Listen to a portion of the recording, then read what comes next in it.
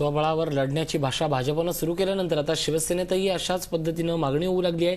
याची सुरुवात मुंबईनंतर शिवसेनेचा बालेकिल्ला असलेल्या औरंगाबादेत झाली। उद्धव ठाकरेंनी आदेश दिले तर औरंगाबादच्या सर्व 9 जागा लढवणार आणि जिंकणार असा विश्वास शिवसेना नेत्यांनी व्यक्त केला।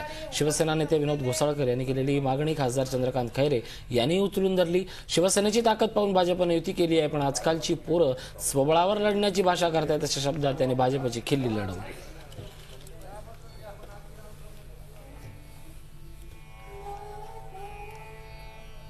माननीय उद्धवजी ठाकरे यांना आणि मी ठरवून सांगणार की वेळ आली तर या जिल्ह्यातल्या 9च्या 9 जागा शिवसेना लढवल्याशिवाय राहणार नाही। ही तयारी आपण करायची आहे। उद्धवजींनी उद्या सांगितलं विद्युत लढायचं आहे, शेवटी उद्धवजींचा निर्णय आहे। पण आज जर उद्धवजींनी मला संपर्क प्रमुख म्हणून विचारलं, खासदार खैरे साहेबांना विचारलं, तर आम्ही दोघेही सांगणार, साहेब तुम्ही आम्ही या 9च्या 9 आमदार तुम्हाला आणून दिल्याशिवाय मातोश्रीवर राहणार नाही। अशा प्रकारचा आज आपल्याला ही जबाबदारी आहे।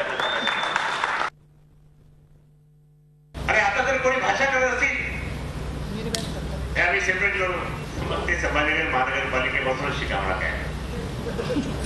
आणि म्हणून मला या ठिकाणी सांगायचं, कोणी असं राणा दिनदिनी खातात काय म्हणू नये।